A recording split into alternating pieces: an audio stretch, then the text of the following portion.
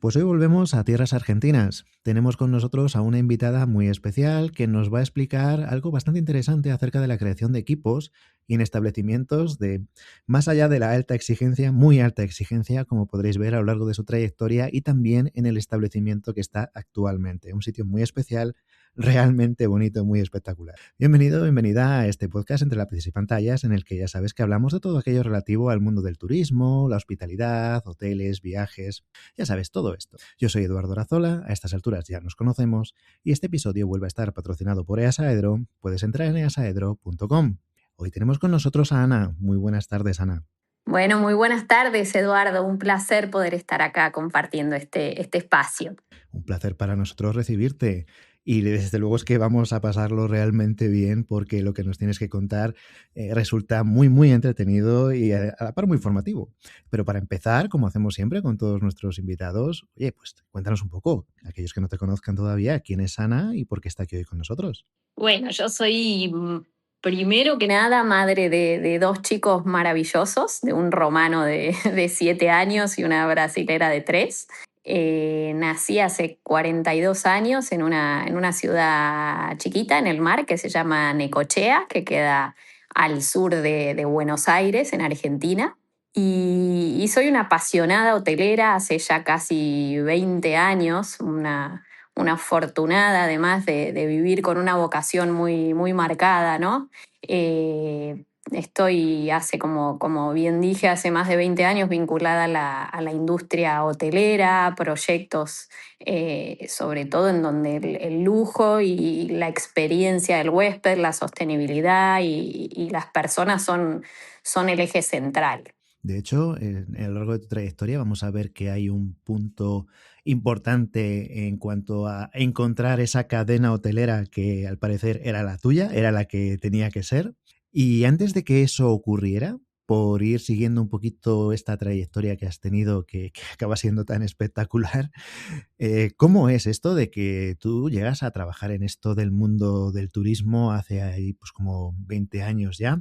Porque claro, tú te has movido, has hecho unos cuantos kilómetros, has viajado por el mundo, pero en trayectos largos, largos, largos. ¿Cómo es esto de que un buen día decidieras dedicarte al mundo del turismo? Bueno, yo empecé estudiando licenciatura en turismo, chica con 17 años, me fui de mi ciudad y terminé la carrera acá en Argentina con 22 años y a partir de ahí, bueno, pues, volé, estuve viajando y viviendo en Nueva Zelanda, bueno, en Barcelona en un principio, después fui a Nueva Zelanda, luego volví a España. Hice un máster en dirección y consultoría hotelera de la Universidad de León, era mi sueño y por eso trabajé varios años antes para poder juntar dinero para ello.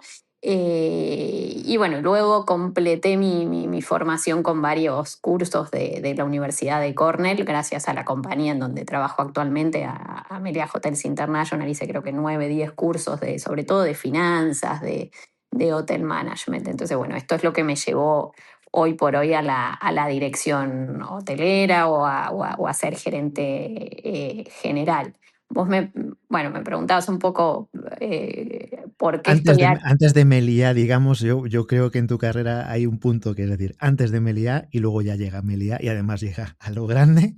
Entonces, antes de Meliá, ¿qué es lo que estabas haciendo por el mundo? Que te vas a la otra punta del globo terráqueo, nada menos que a Nueva Zelanda, como digo, un trayecto largo, largo, a pasar allí unos meses antes de entrar de lleno en Meliá, en uno de esos hoteles, pues que bueno, que merecen presentación o no la merece, o no la necesitan, vamos, merecerla sí, pero necesitarla probablemente no, como ahora veremos. Ya, era muy, muy joven, Eduardo, ya te digo, con 22 años terminé la universidad y necesitaba absorber mundo en ese momento, necesitaba pulir mucho mi inglés y también terminar de encontrar mi vocación, porque si bien yo entendía que era del lado del turismo, no tenía muy claro hacia dónde. Primero estaba segura que quería ser consultora, hasta que, mira, como es de curiosa la vida, que trabajando en un pack house juntando kiwis en Nueva Zelanda, con este objetivo de poder pagarme mi máster en dirección hotelera y consultoría turística,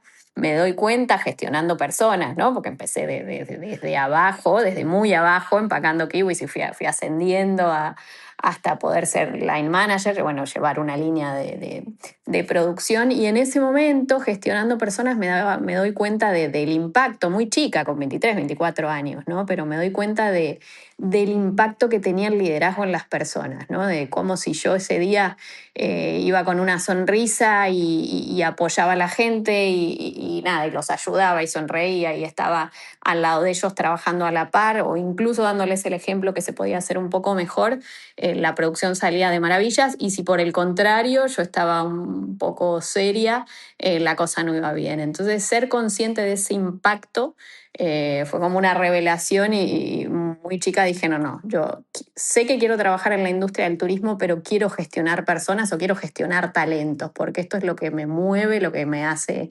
realmente feliz y en dónde puedo tener grandes equipos para gestionar y bueno, no, en hoteles. Y entonces fue en ese momento en el que decidí que quería ser directora de un gran hotel, ¿no? Que iba a trabajar duro por ello. Y bueno, seguí trabajando varios años para poder juntar el dinero para poder hacer este máster, que ya hablo hace muchos años, en donde bueno, no existían ni los smartphones ni nada de eso. Y un día, ¿no? Como es la vida, siempre cuento que cuando uno desea mucho algo y trabaja duro para ello, las oportunidades aparecen. Yo creo que ya tenía ahorrado después de 2 años casi el 80% del dinero para ese máster. Y voy a un ciber, en ese momento, como digo, no había smartphone ni nada, voy a escribirle a mi familia para decirle que estaba bien y me llega un email de Funiver, creo que era de la Fundación Iberoamericana de Desarrollo, otorgándome una beca para poder hacer un máster y me daban un montón de opciones. Y entre ellas estaba este que yo quería hacer de la Universidad de León, ¿no? Y ahí fue de golpe como este sueño se transforma en realidad.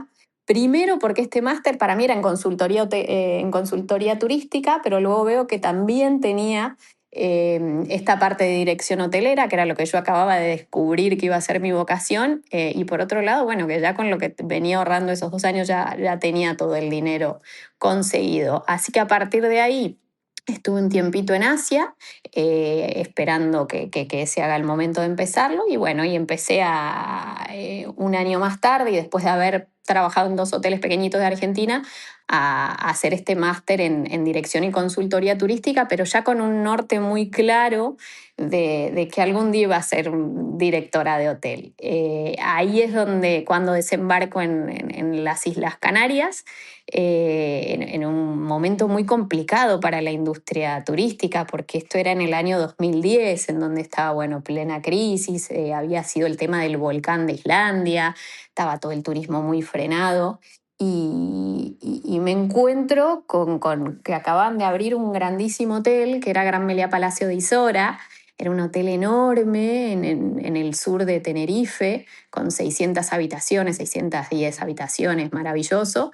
Y dije, bueno, quiero trabajar acá como sea, llevo mi currículum, y en ese momento, bueno, me explican la situación del momento, que era muy complicada, la crisis turística, que no estaban contratando a nadie, pero de vuelta, cuando uno es tenaz y tiene muy claro hacia dónde quiere ir, tiene que insistir.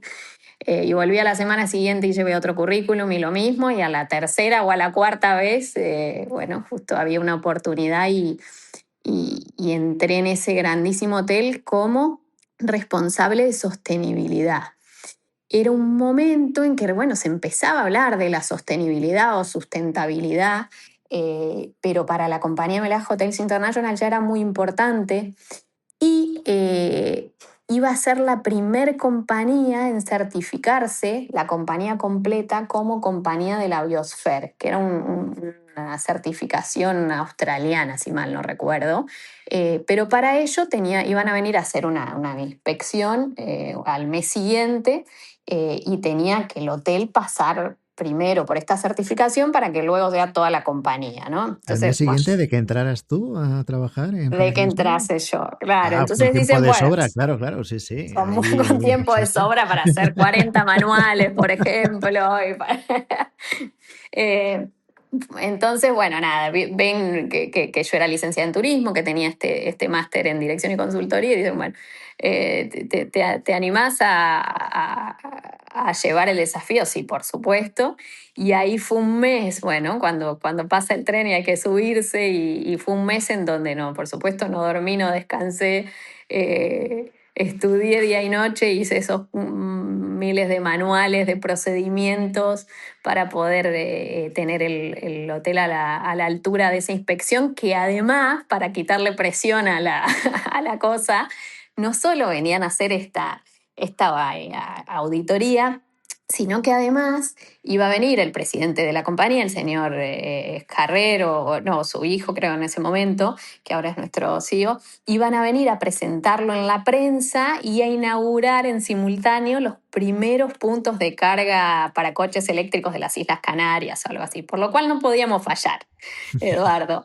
Así que bueno, nada, día y noche, viendo que era esta historia de la sostenibilidad y de la biosfera, y cambiando procedimientos y gestión desde los residuos hasta la formación de las 600 personas que trabajaban, que tenían que saber también que era esto de la sostenibilidad, y también tocaba el ámbito cultural y social, no era solo medioambiental. Así que bueno, Ujú. a partir de ahí conseguimos la certificación, y mi siguiente desafío tuvo que ver, nada que ver con la sostenibilidad, con la seguridad alimentaria, que ustedes en España le llaman APPCC, ¿no? Análisis de peligro y puntos de control crítico, creo que es. Realmente va a ser una ocasión fantástica porque, bueno, así como que no quiere la cosa, pues nos hemos plantado en el Palacio de Isora.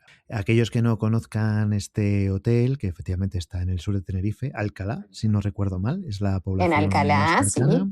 Es un hotel que también tuve corrigiéndome todo lo que diga mal. Es un proyecto de uno de esos arquitectos estrella a nivel mundial que se inauguró, pues eso, allá por el 10 aproximadamente, ¿no? Una cosa así y que, bueno, pues tiene unos niveles de excelencia en el más alto de los niveles.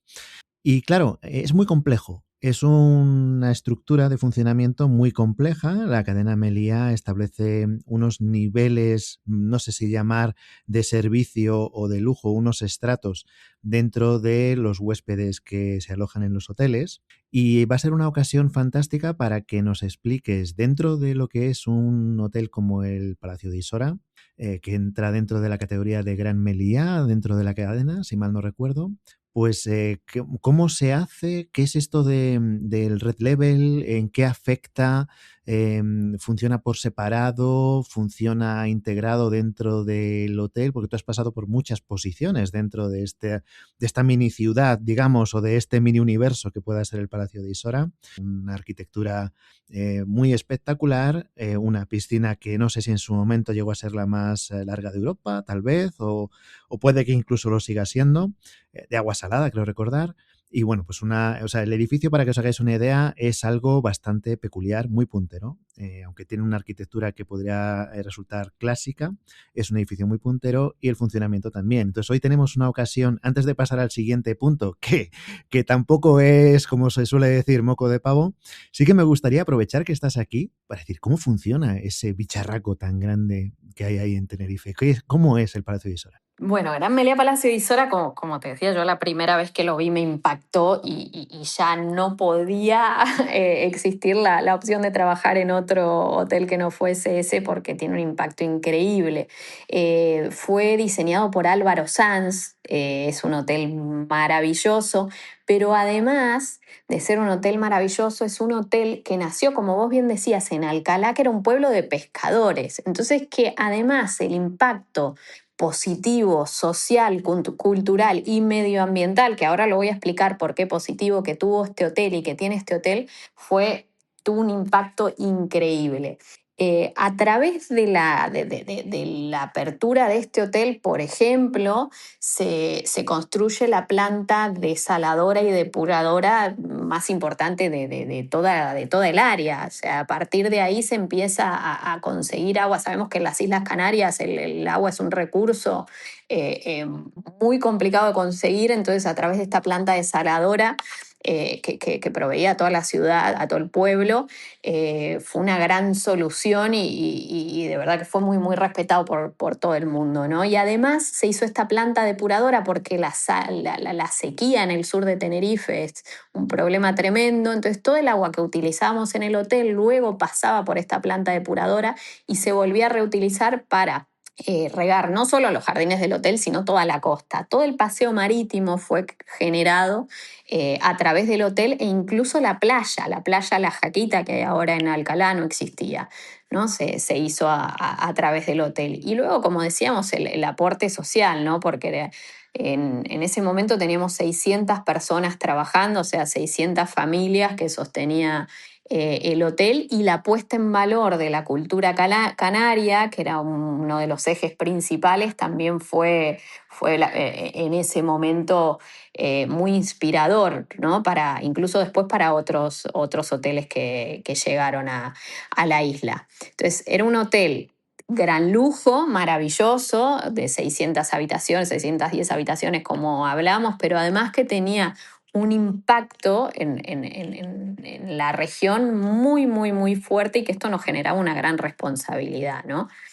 Así que bueno, esto era Palacio Isora, en donde todo fue una gran escuela para muchos de los que hoy seguimos con posiciones de responsabilidad en Meliá Hotels International, y la verdad que fue una maravilla poder aprender de ese monstruo en el buen sentido, ¿no? De hotelero. Y claro, las posiciones por las que tú has pasado dentro del hotel, pues son aquellas que tienen una relevancia muy grande con respecto al huésped que allí se aloja. Y entonces, claro, más allá de que el hotel, pues como decimos, es muy espectacular, la arquitectura es muy espectacular, las ambiciones también lo son del propio hotel desde su génesis, desde su nacimiento. Claro, tú te empiezas a dedicar a aquello que hace que las personas que se alojan allí tengan ese primer contacto con el hotel y entiendan o se transmita el nivel de lujo que se quiere obtener allí. Y claro, empiezas en gestión, digamos, de calidad o de experiencia de huésped, y luego pasas a esta parte que decíamos antes de Red Level, ¿no? ¿Y cómo es esto de que alguien pueda ser director de Red Level dentro de un establecimiento que una parte es Red Level y otra parte no lo es? ¿Está integrado todo dentro de lo mismo? ¿Funciona por separado? ¿Cómo va eso? Sí, bueno, como vos bien decías, yo toda mi carrera operativa la hice en este hotel, empezando esto por sostenibilidad, luego seguridad alimentaria, calidad, que es Experience Manager, tal, hasta que en un momento llegó a la dirección. Entonces, dentro de este gran hotel había otro hotel solo para adultos que era Red Level, ¿no? Era otro hotel en ese momento de 100 o 110 habitaciones, que tenía su piscina privada, su restaurante privado, era un hotel de adultos dentro del resort. Entonces mi carrera en dirección empieza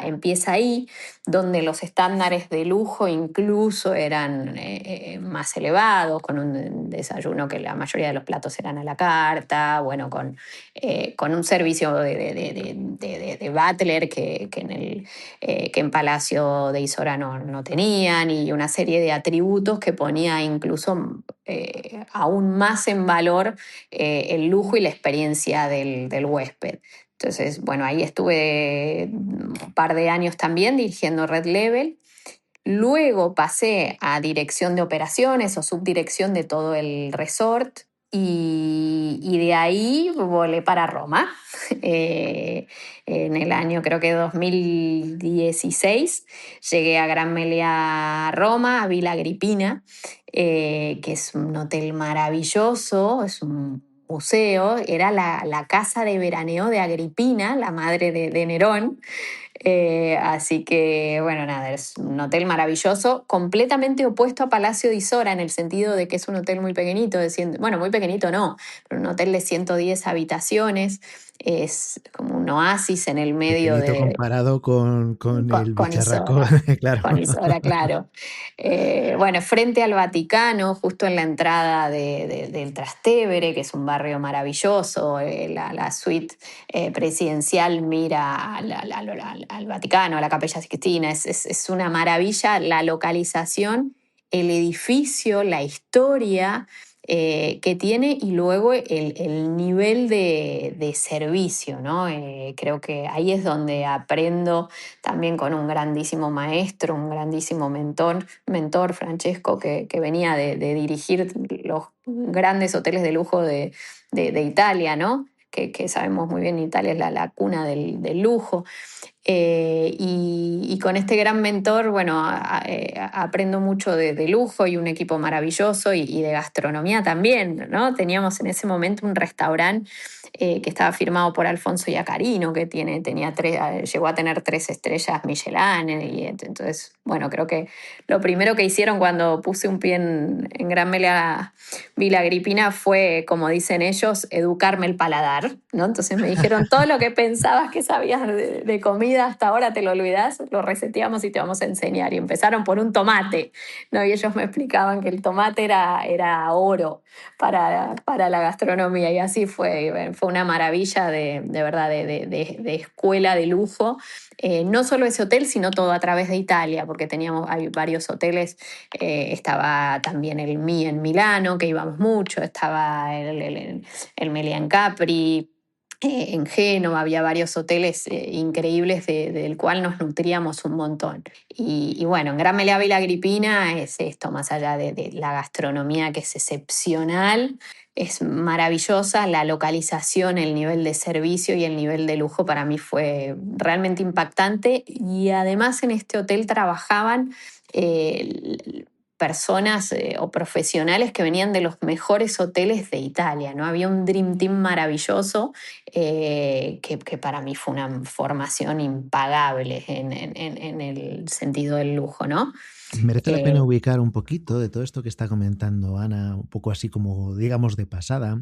La cadena Meliá, para aquellos que no la hayan tratado mucho, es una cadena bastante grande, es una cadena potriz española y se subdivide en diferentes marcas, digamos, estratos o escalones, categorías. Algunas de las marcas son muy conocidas y otras tienen nombres muy parecidos entre sí, que a veces pueden dar lugar a incluso confusión.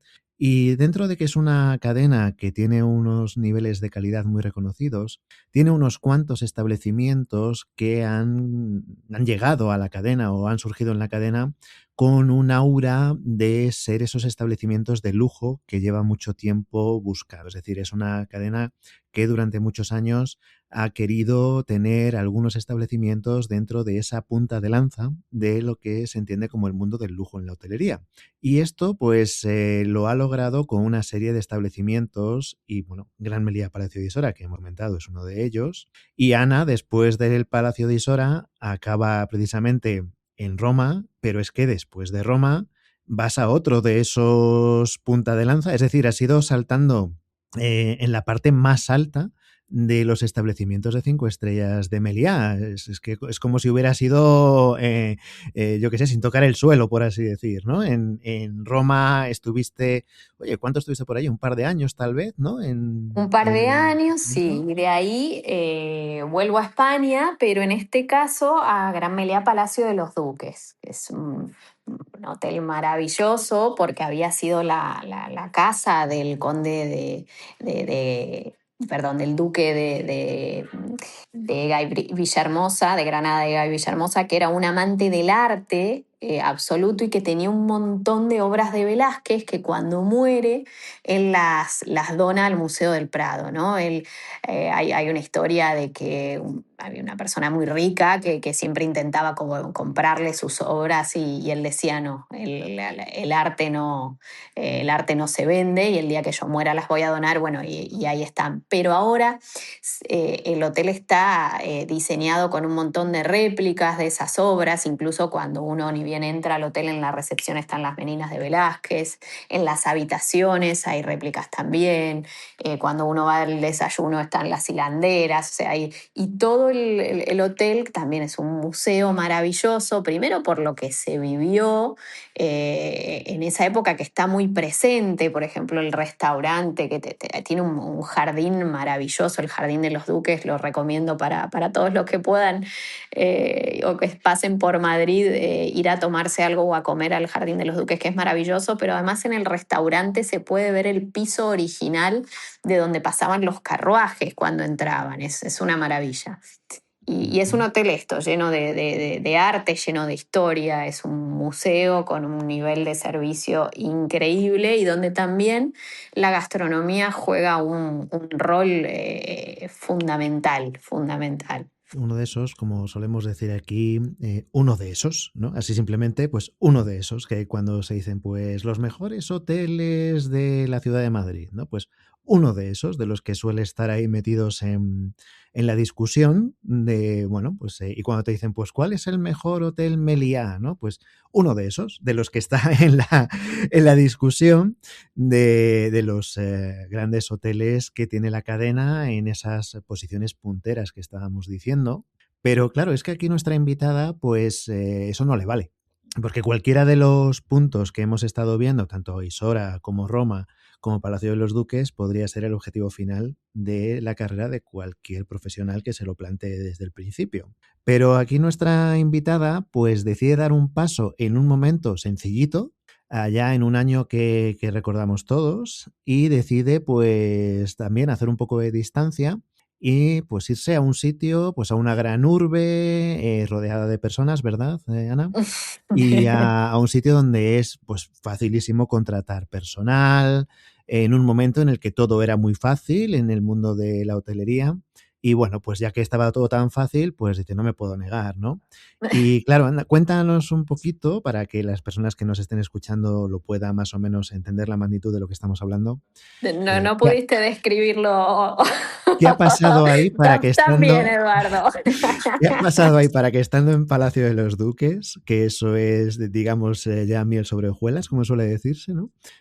Pues de repente hagas todo esto que vino después y que le echaras tantas ganas. O sea, ¿qué ha pasado ahí? Cuéntanos un poquito para aquellas personas que quieran saber, no las tonterías que acabo de decir, sino lo que de verdad pasó. Lo que de verdad que fue ¿Qué fue? exactamente lo opuesto.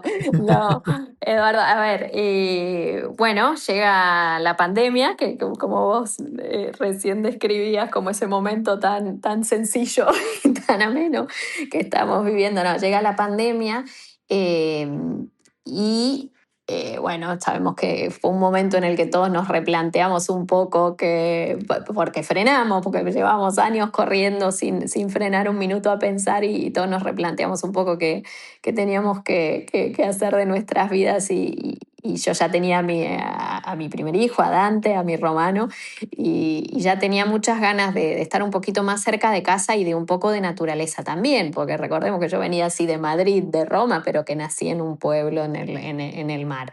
Entonces, bueno, y mi propósito era cuando todo esto acabe, quiero estar un poquito más cerca y un poco más rodeada de verde.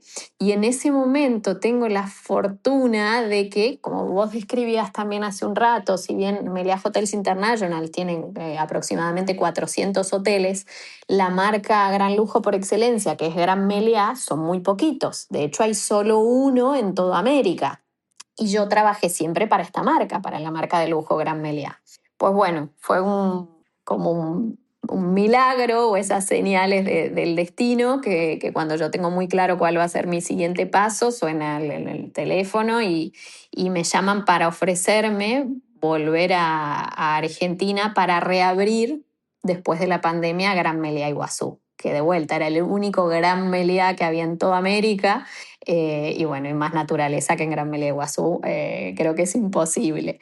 Entonces, sin dudarlo, dije absolutamente sí. Es donde tengo que estar ahora y además había llegado a un punto en mi carrera en donde yo también necesitaba dejar una huella importante, ¿no? Venía de hoteles maravillosos, pero que ya tenían unos equipos muy fuertes, muy desarrollados, muy preparados y bueno, creo que a todos nos pasa que en algún momento de la carrera necesitan dejar una huella fuerte, real y creo que era justo el lugar, el hotel en el mundo en donde en ese momento tenía que estar. Así que bueno, fue un desembarque acá en Iguazú en un momento muy complicado porque solo había vuelos, estábamos en plena pandemia, entonces solo había vuelos de expatriados, ¿no? Que eran creo que una vez por semana y era muy difícil entrar en esos cupos. Estaba todo el país cerrado, por supuesto, ni siquiera había cruces entre provincias dentro de Argentina. En Argentina se vivió una de las pandemias más conservadoras, yo creo que se han vivido, ¿no? Entonces, consigo cupo en uno de esos vuelos de expatriados para volver a Argentina y venir directo a Iguazú, con todo lo que llevaba, ¿no? El que teníamos que hacer después 15 días de aislamiento, y que desde el aeropuerto de Buenos Aires hasta Iguazú, que estoy hablando más o menos de 1.500 kilómetros, no podíamos frenar, no podía bajar en una estación de servicio, una gasolinera, porque en esa época los que veníamos en un vuelo para el mundo teníamos COVID. Entonces, bueno, nada, en un coche desde Buenos Aires, 1.500 kilómetros hasta acá directo con Sin mi entrar en marido. contacto con nadie en Y ningún punto del camino. de hecho, en el coche habían puesto todo un vinilo para separar al conductor y que no se enferme el conductor y bueno, y las mascarillas y todo esto que ahora nos parece de ciencia ficción. Y ahí, para imaginarse un poco la foto, Eduardo, yo venía de estar encerrada en Arganzuela, en un piso sin balcón, sin terraza, sin nada. Paso de eso llegué acá a Iguazú a las 3 de la mañana, de la madrugada, pero cuando me despierto y abro los ojos al otro día y me doy cuenta dónde estoy, empiezo a escuchar como agua cayendo, abro la ventana y veo Garganta del Diablo, que es la cascada o la catarata principal de todo el parque, y esos monos y la selva fue un momento que no me lo voy a olvidar nunca, nunca. Es que igualito, Viniendo del Arganzuela encierro de decías, una ¿no? pandemia, ¿no? Entonces fue muy, muy fuerte y ahí entendí que algo muy fuerte estaba por pasar, ¿no? Pero claro, lo que te encuentras allí es mucho trabajo por hacer. Es decir, llegas a un sitio que ya tiene, digamos, los mimbres iniciales porque esa catarata pues no se puede llevar de otro sitio allí, no te la puedes llevar de allí a otro sitio, no se puede hacer artificial. Mira que hay fuentes artificiales que son fabulosas, pero hay todavía cosas que están fuera del alcance de cualquier artificio. Y vale, esos mimbres están y va a ser un gran meliá, etcétera, etcétera, pero hay mucho trabajo por hacer y entonces una vez que ya pues te das cuenta de que estás en un sitio fabuloso, ahora toca remangarse y ¿qué te tocó hacer? Bueno, para ponernos un poco en contexto, Gran Meliá Iguazú es el único hotel dentro del Parque Nacional Iguazú, en medio de la selva paranaense o en medio de la selva misionera. Es el único hotel dentro del Parque Nacional Iguazú del lado argentino, rodeado de selva, pero además tiene la fortuna de, dentro del parque hay más de 260 saltos. Y el salto más importante o la cascada más impactante es Garganta del Diablo y todo el hotel está frente o mira a Garganta del Diablo. Entonces, bueno, este hotel tiene un potencial maravilloso, una localización increíble, no hay nada más, es el único en este punto, pero era un hotel que ya fundado en el año 78, para tener una idea, se creó para el Mundial de Fútbol que se hizo en Argentina en ese momento, época de los militares. Se crea este hotel, durante 20 años fue hotel internacional, luego empieza su gestión Sheraton, durante 19 años fue un Sheraton, y en el año 2017 empieza como, el primer año se abre como Meliá, bajo la marca Meliá, y al año siguiente, bueno, el propietario decide, Ali Albaguardi decide, no, no, el potencial que tiene este hotel es maravilloso, tiene que ser un gran Meliá. Este tiene que ser un hotel insignia con mucho acierto. Y se transforma en el 2018 en un gran Meliá, pero estaba todo por hacer. Cuando se empiezan a hacer los grandes trabajos, viene la pandemia. Si bien ya se había hecho la piscina, se habían hecho algunas suites, pero bueno, justo llega pandemia y entonces, bueno, yo llego a reabrirlo y a transformarlo en un hotel gran lujo a transformarlo en un hotel gran Meliá. Claro, Ujú. yo como siempre digo, no es que empezamos de cero, sino que como con una apertura, sino que venía de un hotel que durante muchos, muchos años no había sido un hotel de lujo, todo lo contrario, ¿no? Entonces, y con personal, algunos que tenían más de 40 años trabajando, 35, entonces tenía que ver con cambiar primero el modo de trabajar, el servicio, la estructura, la cultura organizacional, pero también el posicionamiento de un hotel que ya tenía muchos años en el mercado, pero no bajo el paraguas de lujo, gran lujo. Entonces ahí empezó el gran trabajo que hicimos con el equipo, que primero fue formar una base sólida de un equipo que quería ir hacia ese lado, de poder armar una visión compartida, de creérselo, ¿no? De apuntar a lo más alto y entonces creo que a los 6 meses dijimos, vamos a convertirnos en el mejor hotel de Argentina y bueno, creo que la mitad rieron porque dijeron, pero no, ¿cómo? No, vamos a hacerlo y ese fue nuestro norte y bueno, finalmente lo conseguimos durante 3 años consecutivos, ¿no? Año 2023, 24, 25, los World Travel Awards nos nombran, nos reconocen como mejor hotel de Argentina y ahí empieza, bueno, el reconocimiento también a nivel internacional y a posicionarse el hotel en donde tendría que haber estado hace muchos años, porque como digo, es un hotel maravilloso con una localización única, que en el nuevo concepto de lujo, ¿no? que sobre todo toma mayor valor post pandemia en el momento que yo estoy llegando y que tiene que ver con todo lo experiencial, lo emocional, lo sensorial, cobra un valor brutal, entonces era el momento justo para hacer esta transformación y para que este hotel empiece a resonar nacional e internacionalmente. Pero bueno, ahí vino un gran trabajo para estar a la altura. Lo que les dije, lo que hablamos con el equipo el día que anunciaron los premios fue, bueno, estamos felices, orgullosos, pero ahora tenemos una responsabilidad enorme y es que desde hoy en adelante tenemos que estar cada día a la altura de ser el mejor hotel de Argentina y para mí mi responsabilidad es mayor porque yo tengo que estar a la altura del equipo que llevó este hotel a ser el mejor hotel de Argentina. Así que miren qué responsabilidad ser GM de ustedes, ¿no? Entonces, bueno, yo creo que con mucha humildad y sí, este agradecimiento o gratitud por lo que estaba sucediendo, pero sí siguiendo por este camino de la humildad y de entender que todavía nos quedaba y nos queda un gran camino por delante, ¿no? Que todavía nos queda un montón por hacer y para seguir adaptándonos y transformándonos, sobre todo en el marco del lujo, de lo experiencial, de lo sensorial y seguir estando a la altura, ¿no? Vamos a intentar entender, porque bueno, vamos a apoyarnos también en otros compañeros tuyos de Meliá que han pasado por aquí. Y recuerdo, estuvo Adrián Rodríguez de Meliá Calagaldana en la isla de Menorca, en Baleares, en España, que nos hizo un comentario diciendo pues que la cadena Meliá, según su criterio, tenía una virtud muy buena y era que ponía muchas herramientas al servicio de las personas que tenían que gestionar los hoteles, que ponía mucha formación, que ponía muchos medios y que tenía un talante dentro de lo que es el sector, digamos, dialogante. Escuchaba propuestas y proponía soluciones, ponía muchas herramientas, ¿no? Por una parte, me gustaría un poco entender si esto también ocurre en estos niveles de Gran Meliá, tú que has pasado ya pues, por 4, ¿no? 4 grandes Meliás, si esto también ocurre así.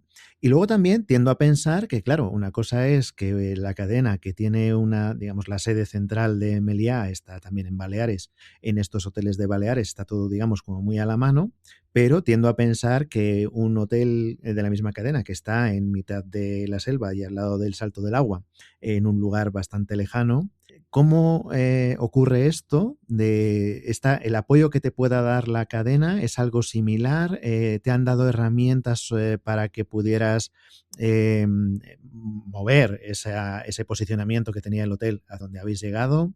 ¿Has tenido que la propuesta nace de ti? ¿Te vienen, pues digamos, ayudas? ¿Te han puesto algún tipo de equipo tipo pre-opening para que pudiera lanzarse el hotel? Un poco entender cómo funciona, porque, claro, ahora viene la segunda parte y es que a ti a ver quién te discute. O sea, yo entiendo que alguien que a ti te presentan allí en el Meliá de Iguazú y mira, esta es Ana, va a ser la directora. Y esta mujer viene de Isora, Viene del Gran Meliá Roma y viene del Palacio de los Duques. ¿Alguien tiene algo que objetar? Pues lo que diga ella va, como se suele decir, va a misa, ¿no? Pero claro, eso también tiene un riesgo, ¿no? Y es que si te equivocas, pues claro, si tu palabra va a misa, pues si te equivocas, pues tu equivocación también, ¿no? Entonces entiendo que habrá algunos mecanismos, ¿no? Que haya dentro de todo este conglomerado Meliá. ¿Cómo funciona en estos niveles en los que te mueves tú? Sí, a ver, para ir por parte, el equipo pre-opening llegó antes, yo creo que en el año 2017, cuando se hace el traspaso de Sheraton a Meliá. Cuando llego yo post pandemia era imposible porque no había movimiento. Yo viajé como expatriada por tener la suerte de tener la doble nacionalidad española-argentina, pero es verdad que era un momento en que no podía venir gente de afuera a trabajar. Creo que era la única, no había, era toda gente nacional la que trabajaba acá. Herramientas, a mí la compañía me ha dado muchísimas, sobre todo bueno, en mi desarrollo profesional. Hoy hablábamos al principio, creo que fueron casi 9 o 10 cursos de la Universidad de Cornell que a mí me terminaron de formar y complementar en todo lo que tenga que ver con finanzas, ratios, revenue, etcétera. Me dio muchas herramientas para poder hoy llevar a cabo la dirección de este hotel. El apoyo que tenemos acá es sin dudas desde la compañía absoluto, pero sobre todo también en bajando, compartiéndonos los estándares de Gran Meliá, que yo los tengo muy asimilados por las otras propiedades, pero sobre todo también entendiendo que hay una flexibilidad que tenemos que tener al estar en el medio de la selva o en un entorno cultural, social y medioambiental tan fuerte y tan importante de transmitir, eh, que necesitamos hacerlo a través de ciertas libertades. Te voy a dar un ejemplo. No sé, por ejemplo, en este hotel tenemos unas amenidades maravillosas que huelen a selva, pero no huelen a cualquier selva, huelen a nuestra selva misionera, que junto con el comité y 5 perfumistas las desarrollamos. Entonces, claro, tenía sentido que cuando uno se esté duchando esté sintiendo el perfume o el aroma de la selva. O, por ejemplo, en el turn-down, en la cobertura, cuando uno llega a la noche a la habitación, sabes que te encuentras la cama abierta, las zapatillas, las pantuflas para acostarte. Uno se encuentra con una infusión creada por Inés Berton, que es una de las narices más famosas de Argentina. Ella hace blends de test, pero lo ha hecho para las personalidades más famosas del mundo, para Madonna, etcétera. Y vino acá a crearnos los blends de nuestra selva para que nosotros en el turn down lo pongamos a nuestros huéspedes y antes de dormir sientan ese sabor a selva, ¿no? Tenemos como un montón por un lado, de estándares que nos facilitan el camino en el marco del lujo, pero también la flexibilidad justa como para poder transmitir lo que hablábamos hoy, que es el nuevo sentido del lujo y que tiene que ver con transmitir lo sensorial y transformar la experiencia, que no tiene que ver solamente con alojarse, con dormir bien y visitar las cataratas. No, que la experiencia dentro del hotel sea una extensión y sea súper nutritiva en materia del ambiente que nos rodea. Entonces Meliá nos da también muchas alas en ese sentido y eso es muy importante, ¿no? Tener ese equilibrio entre la facilidad de transmitir estándares y tal, pero también la flexibilidad en cuanto se requiere, ¿no? Para poder transmitir lo local. Pues fíjate que en este podcast tenemos dos reivindicaciones, como suelo decir ya una y media, porque bueno, una ya empieza a no tener sentido porque ya está bastante superada, pero estaba pensando si tenía sentido comentártelas en este episodio, porque es una situación tan particular en la que estáis allí en mitad de la selva que bueno, a lo mejor suena un poco ridículo, pero como siempre la hemos hecho, incluso en hoteles que estaban pues en zonas desérticas y demás, pues oye, por una parte, una reivindicación que tenemos es el prestar atención, más atención, digamos, a las personas como yo que no bebemos alcohol. En el ámbito de las bebidas es algo que siempre ya voy diciendo que es una reivindicación a medias porque ya nos vamos encontrando con que se va prestando mucha más atención que antes a las personas que no bebemos alcohol dentro de la hotelería. Y la otra reivindicación, que es una pregunta de, pues ya de sí o no, y es, oye, si me alojo en el Meliá Iguazú, en el Gran Meliá Iguazú, y me levanto por la mañana a desayunar, ¿voy a poder encontrar un donut en el desayuno o allí no? Sí, se va a poder encontrar un donut. Nuestro desayuno para nosotros es uno de los puntos más importantes gastronómicamente hablando dentro de la experiencia de Gran Meliá Iguazú. Tenemos una responsabilidad también muy grande porque no hay otra opción, ¿no? Uno o almuerza o cena acá en el hotel o se va a la ciudad que queda media hora, 40 minutos. Entonces, la experiencia gastronómica tiene que ser maravillosa y estar a la altura de la experiencia de alojamiento. Y el desayuno para nosotros es la puerta de entrada, ¿no? Es la carta de presentación.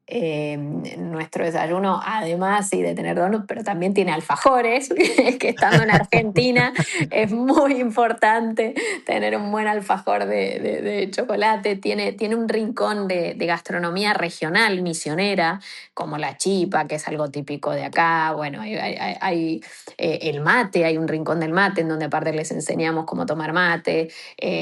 La pastelería es toda artesanal, no se compra absolutamente nada afuera, ni el pan, ni la pastelería. Es todo hecho en casa y es maravilloso. También tenemos guiños a la gastronomía española, tenemos una pata de jamón en el desayuno, tenemos tomate también, buenos aceites de oliva, frutas maravillosas porque estamos en el medio de la selva. Después los platos calientes están hechos a la carta y están incluidos. A ver, el desayuno de verdad en Gran Meliá Iguazú es una maravilla y como decíamos, es la carta de presentación de nuestra gastronomía. Luego tenemos también, bueno, obviamente un asador increíble porque el asado que uno puede comer acá en el hotel escuchando el sonido de Garganta del Diablo tiene que ser maravilloso, con una carne excepcional. No te gusta el alcohol, pero los vinos argentinos son muy buenos, entonces también ofrecemos catas para poder entenderlos, para los huéspedes que nos visitan que no son de acá.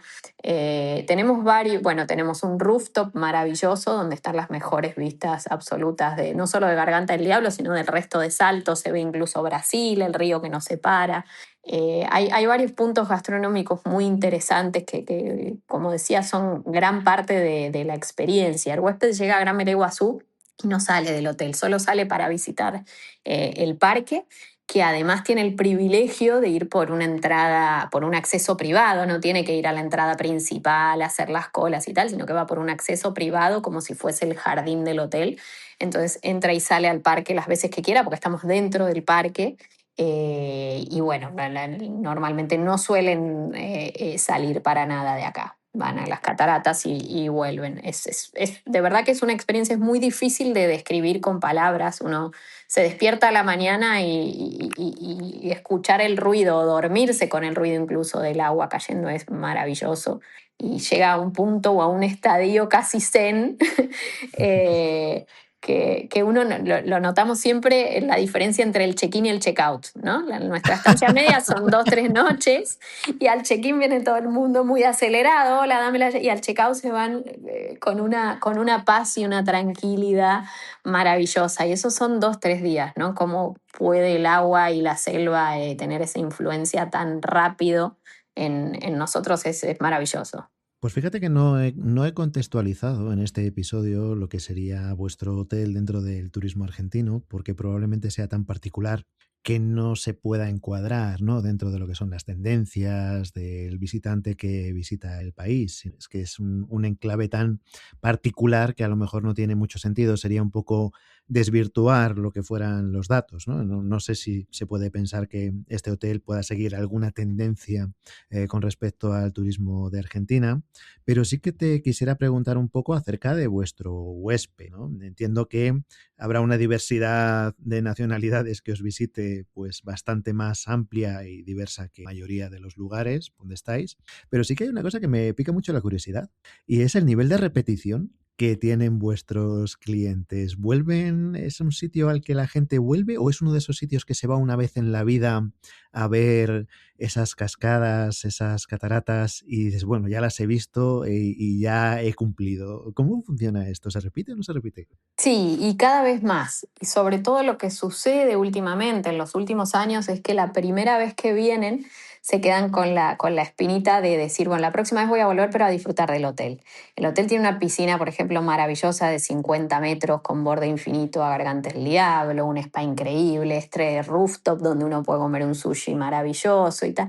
Entonces la gente siempre se va y dice, bueno, voy a volver, pero para poder disfrutar de quedarme en el hotel.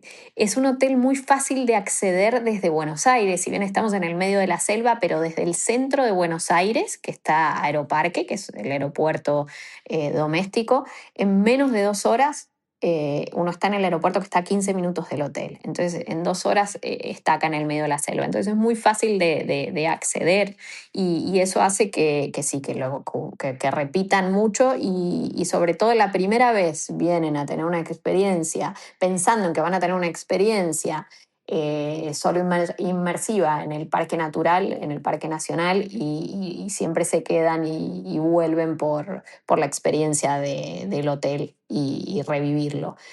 Además, los paisajes a lo largo de las estaciones son completamente diferentes. El tiempo es bueno todo el año porque acá no tenemos prácticamente invierno, solo 15 días, entonces se puede disfrutar del aire libre y de la piscina durante todo el año y eso hace también que tengamos mucha repetición. Y además es un destino muy bonito para familias, para parejas, para celebraciones, es como un destino que da para mucho. Y al ser tan accesible, de esto decir en menos de 2 horas, de estoy en el centro de Buenos Aires, también lo hace que sea fácil de volver, ¿no?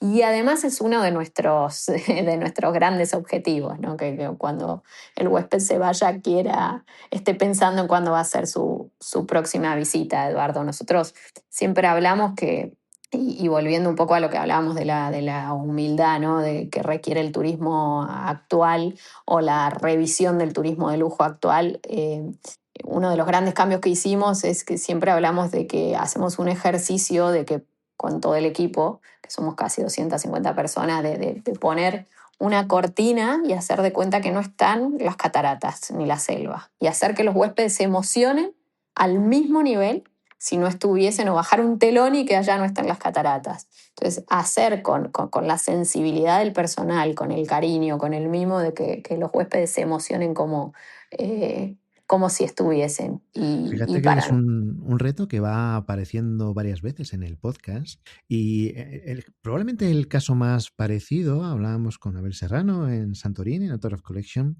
y tenían pues, un hotel muy interesante y el problema que se encontraban precisamente era que nos comentaba que Santorini es un lugar que normalmente el visitante pues le dedica 3 días y que muchas veces pues los huéspedes cuando se marchaban decían, caramba, pues hemos cogido la estancia de 3 días para visitar Santorini y nos hubieran faltado unos cuantos días para disfrutar del hotel, ¿no? En este caso, pues tenía una serie de actividades, un spa, etcétera, que muchos huéspedes se quedaban sin disfrutar porque no estaba contemplado dentro del el cómputo general de la estancia que se quedaran a lo mejor 6 días en vez de 3 para poder disfrutar de lo que era la visita a Santorini y luego de todas las amenidades que daba el hotel, por ponerte un ejemplo, ¿no?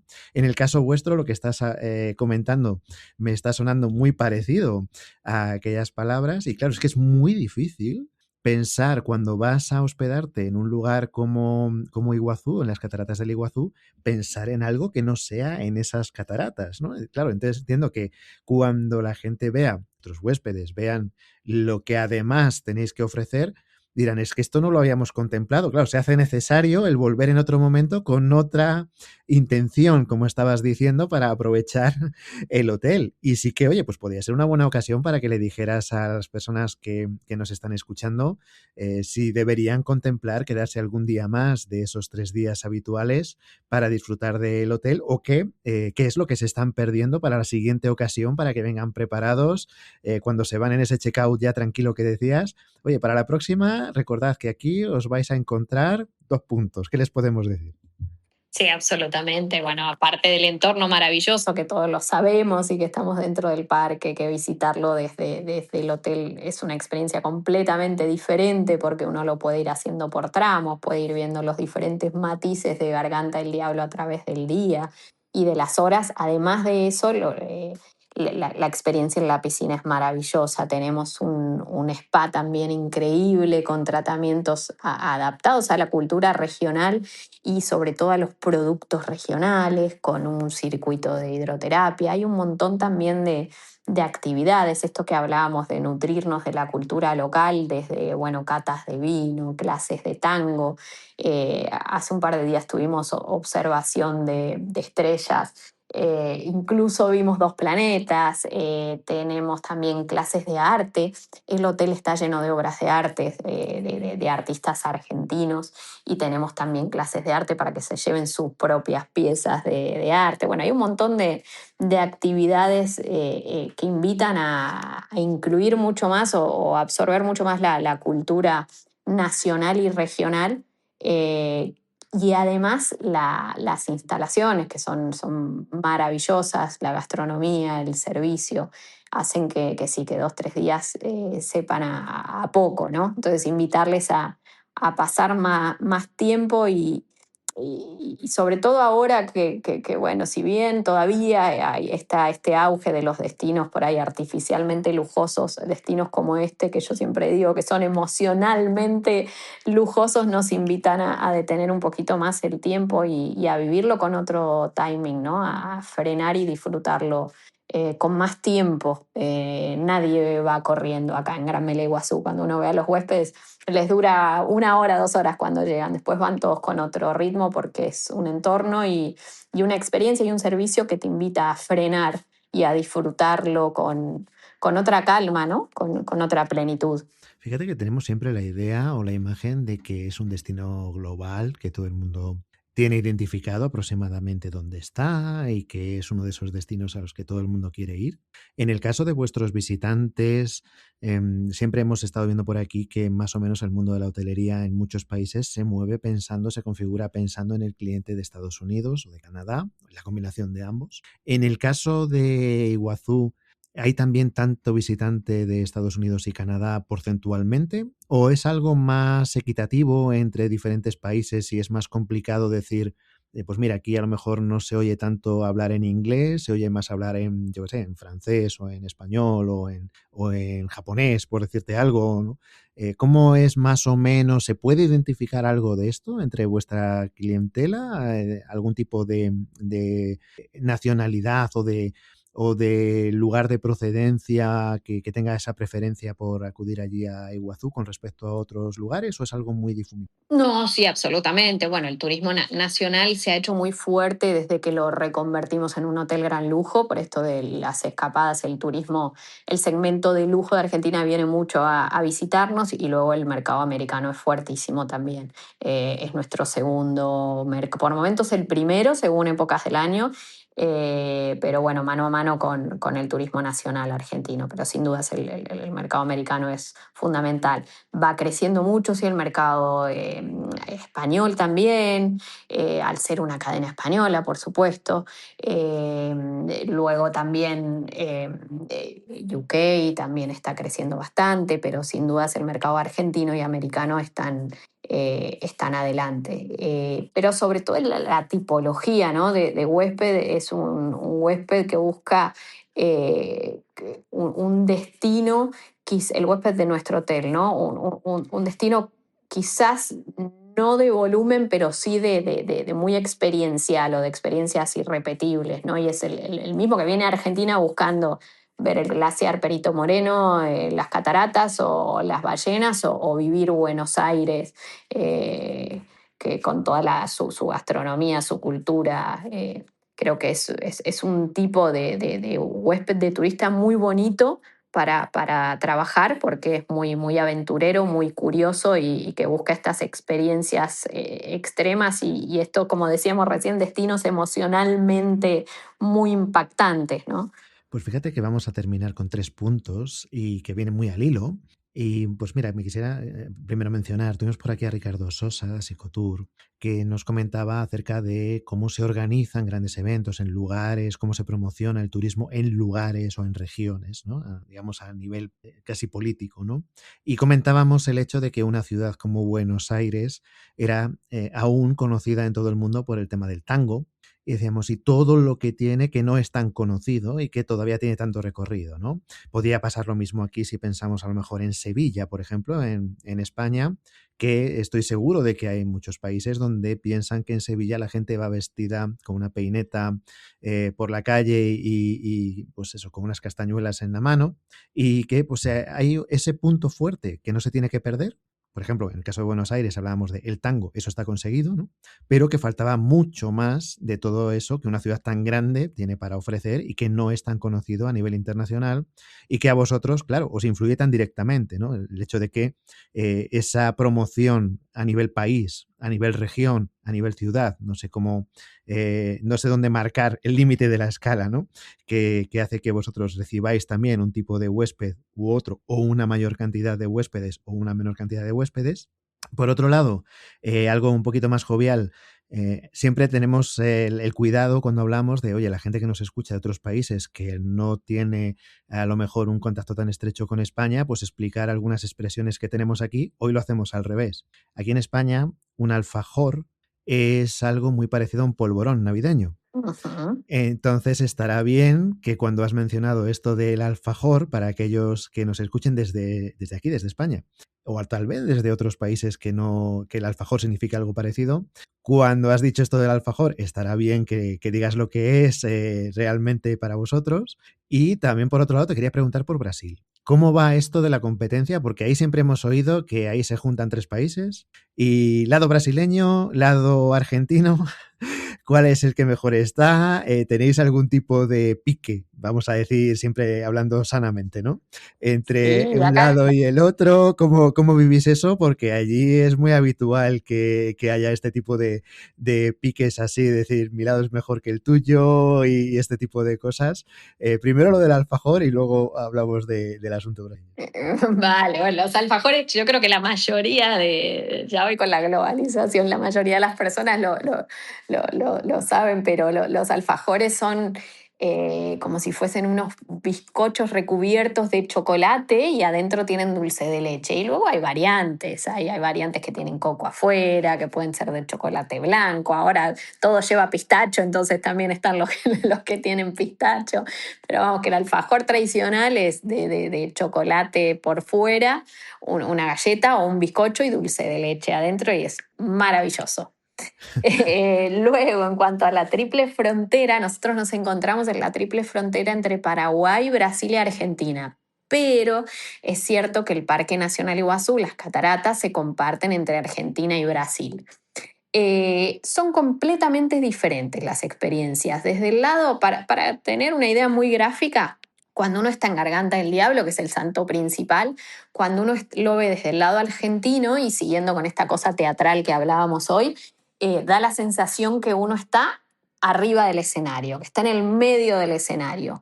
Y cuando uno ve la Garganta del Diablo desde el lado brasilero, da la sensación que uno está en una butaca, que no es mejor y peor, no, porque la foto probablemente desde el lado, desde la butaca salga muy bonito. Ahora, la sensación de estar adentro de Garganta del Diablo, que es lo que yo decía, estar en el escenario, es maravillosa y te atraviesa. ¿No? Luego hay experiencias increíbles como por ejemplo la luna llena, el día de luna llena, los 2 días anteriores y los 2 posteriores se puede hacer por la noche el recorrido en Garganta del Diablo sin luces.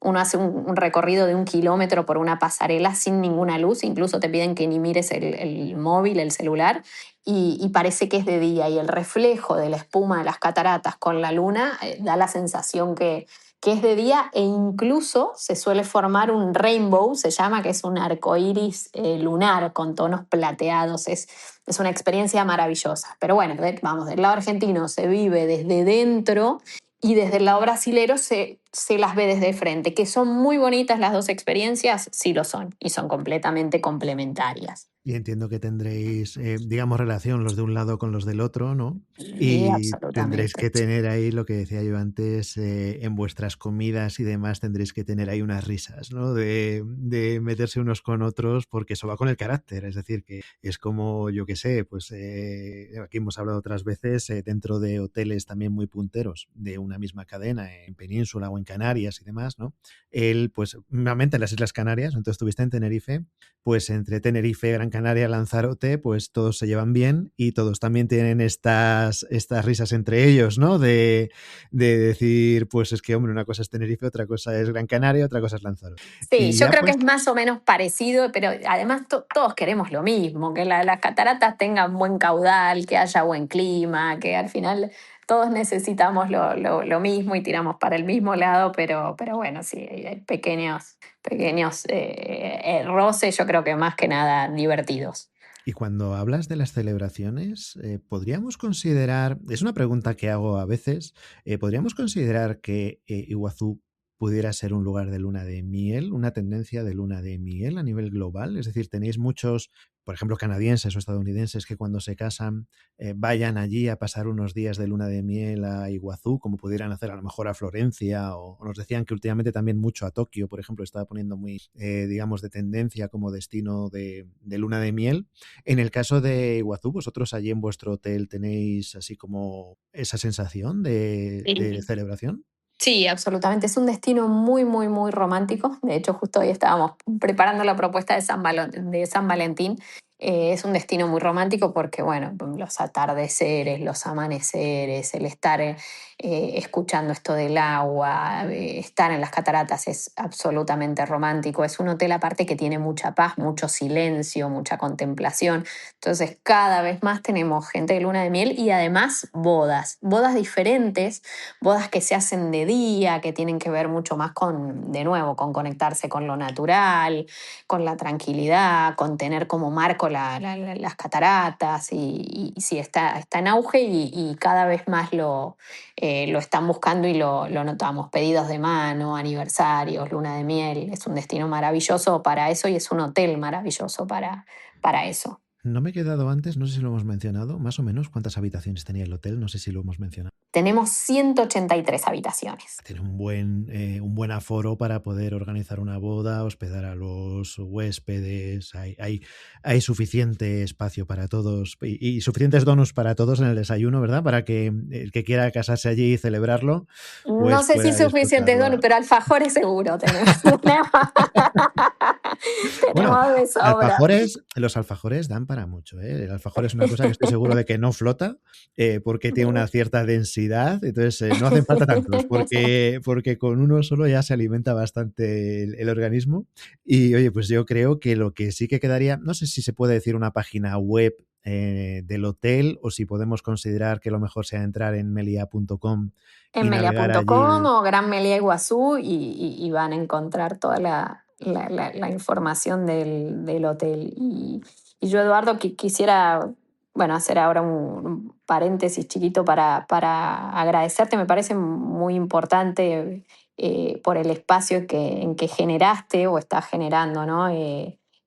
Hablábamos el otro día de que es el primer podcast o el podcast número uno de turismo en habla hispana y ahora estoy entendiendo un poco el por qué. Vos generás un espacio en donde se aborda al turismo con profundidad, con un pensamiento, no sé, más estratégico o desde una mirada más humana, no solo desde la operación, sino desde el impacto que generamos, ¿no? Y esto, antes de cerrar tu podcast, me parece muy importante de puntualizar. Esto del impacto, tuvimos la suerte, la grandísima suerte o la bendición de hace 1 año y medio, 2 años, de tener a Jane Goodall acá en el hotel, ¿sabes? Esta señora Sí, ha tan fallecido que recientemente, sí, falleció sí. recientemente, sí, y tal, y que ella tiene un contacto con los monos maravillosos. De hecho, tenemos muchas anécdotas que pasaron durante esos días con ellas. Y ella vino acá muy mayor, imagínate, 1 año y medio, a dar una conferencia gratuita desde el ballroom. Y entonces nos acercamos y le preguntamos por qué. Digo, a su edad, vino hasta acá, levantándose a esta hora, hablando con toda esta gente, haciéndolo de modo gratuito, ¿no? Y ella nos dice, le preguntamos por qué lo hacía. Y ella dice, every single day, como cada simple día de mi vida, de nuestra vida, tenemos una oportunidad de generar un impacto. Cada simple día de nuestra vida tenemos la oportunidad de generar un impacto y lo tenemos que hacer. Entonces, nada, pensando un poco, esta frase nos quedó tatuada a todo mi equipo y pensando un poco, ¿no? En tu esfuerzo por, a través de este podcast, de este espacio, generar ese impacto, me parece maravilloso y te lo agradezco, de verdad, te lo Es toda una agradezco por lo que oportunidad. estás haciendo por la industria, de Es verdad. toda una oportunidad el tener los invitados que estamos teniendo, que intentamos no dejar pasar esa oportunidad de poder hablar con estos primeros espadas en cada uno de los ámbitos, porque hemos tenido gente de dirección de hoteles, hemos tenido pues, de housekeeping, de F&B, bueno, pues, de todos los ámbitos que se refieren en el turismo, tanto de la hotelería como de fuera, viajes, aviación, náutica, cruceros, etcétera, etcétera.